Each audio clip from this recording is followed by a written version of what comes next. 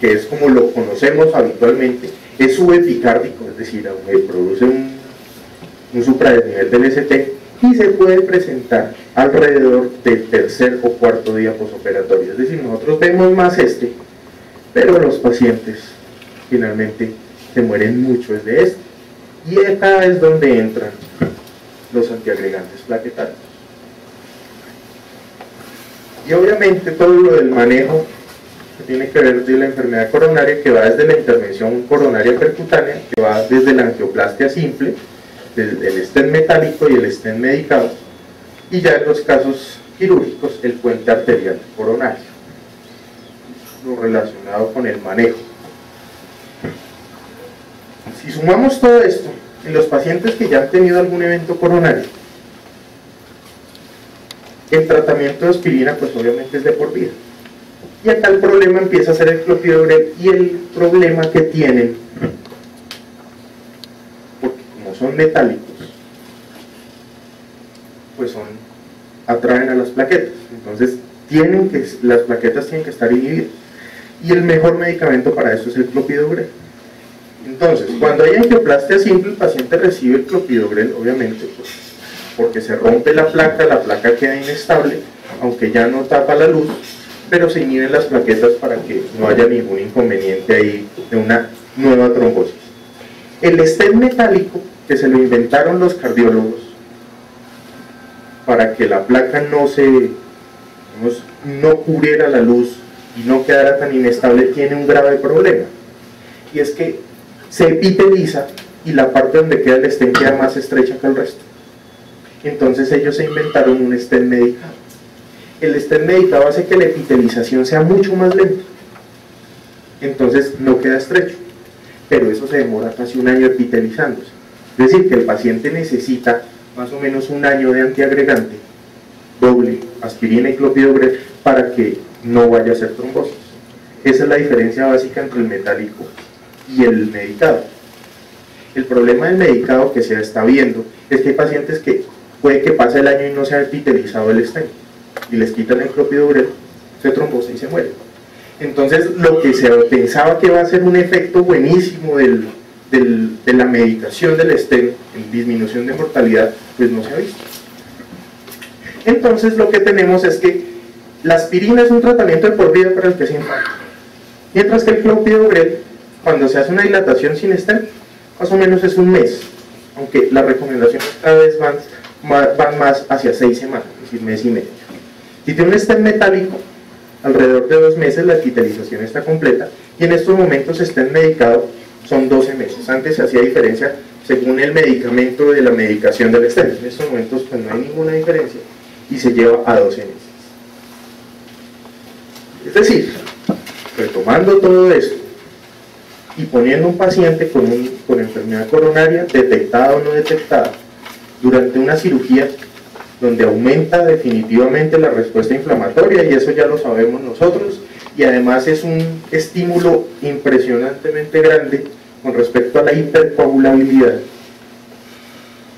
lo que vamos a encontrar es que el riesgo de que las placas que están inestables o los pacientes con riesgo de enfermedad coronaria, pues obviamente tienen mayor riesgo de infarto durante una cirugía que si no se operaron, aunque el manejo no cambia.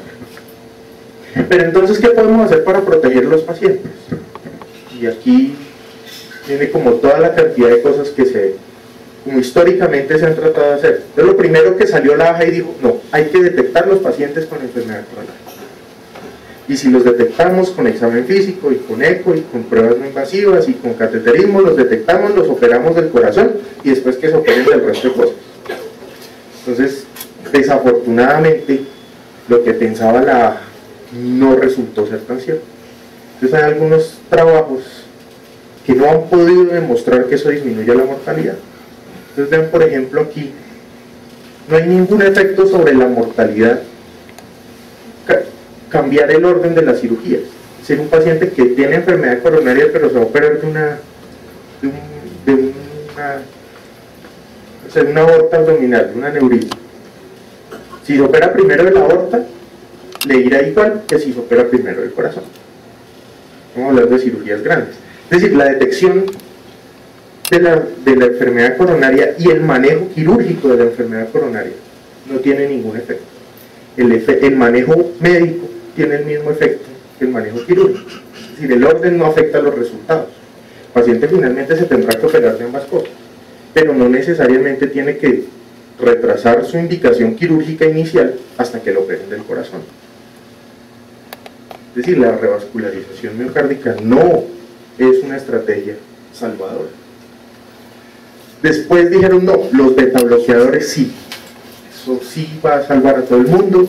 Entonces empezaron todos los estudios, hicieron una cantidad de cosas, entonces empezaron a aparecer unos inicialmente de mala calidad, y obviamente la mala calidad se ve reflejada en sesgos. Entonces se vio que sí, se salvaba, hasta que apareció el estudio POISE, que se incluye en este metaanálisis, y finalmente se ve, desafortunadamente, que el uso de betabloqueadores, aunque hace que el paciente se infarte menos, tiene mayor riesgo de SB isquémico y hemorrágico. Entonces estos pacientes finalmente se terminan muriendo más. Es decir, los betabloqueadores perioperatorios, de inicio en el perioperatorio, esto no va para los pacientes que llevan un año ya tomándolo, no es la respuesta. De hecho es mucho más dramático que la revascularización, porque al menos la revascularización no tiene efecto, pero esto los mata más. Entonces algunos han dicho no, las estatinas. En esta revisión también de estatinas se muestra la mortalidad y que tiene un efecto bastante considerable sobre la mortalidad. Entonces esto es una cosa llamativa. Pero uno mira y dice, bueno, ¿pero por qué? Resulta que las estatinas también son antiagregantes. Es decir, que si nosotros tenemos la política de suspender todo antiagregante, deberíamos suspender la lovastatina también, porque las estatinas son antiagregantes. Entonces no sabemos si el efecto que tienen es por ese lado. Entonces otros han dicho no, estos pacientes hay que manejarlos es con anestesia regional. Entonces primera discusión, si el paciente está tomando aspirina o tiene enfermedad coronaria, ¿se le puede poner anestesia regional? Hay muchos que dicen no, es muy complicado, el riesgo de hematoma, pero simplemente en este año, en la tercera edición de las recomendaciones de la Sociedad Americana de Anestesia Regional, donde hacen pues todo el resumen de todo lo que hacen las asociaciones más grandes, consideran que el uso de aspirina no contraindica la anestesia regional. Es decir, sí lo podríamos usar, pero realmente tiene algún efecto sobre la mortalidad del paciente. Es decir, la regionalita con el paciente lateral, dice, ¿será que eso sí le sirve para infartar de menos? Pues solo sirve si es torácica. Es decir, si se le va a poner una peridural torácica, sí, porque eso vasodilata los coronarios. Pero si es lumbar no tiene ningún efecto. Es decir, que si estamos en una cirugía que requiere una subaracnoidea, pues posiblemente no vamos a tener ninguna disminución en cuanto a la mortalidad.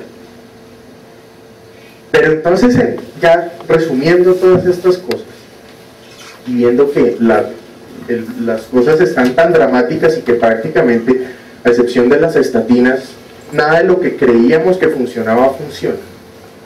Entonces viene el problema de los agregantes preoperatorios y el problema de la balanza. Bueno, si los dejamos el paciente va a sangrar más, y con eso nos hemos quedado siempre, o sea, siempre nos hemos ido hacia ese lado de la balanza, que si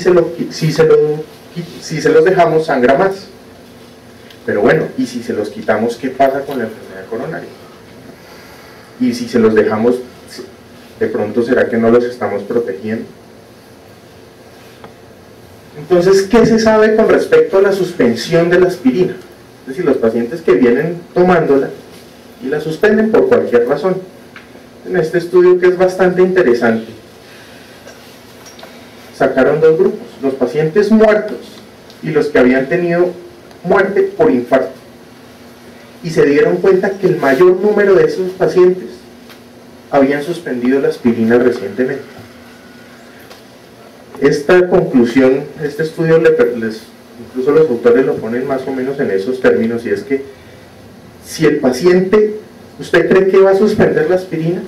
Más bien nunca se la ponga, porque al quitársela hace rebote.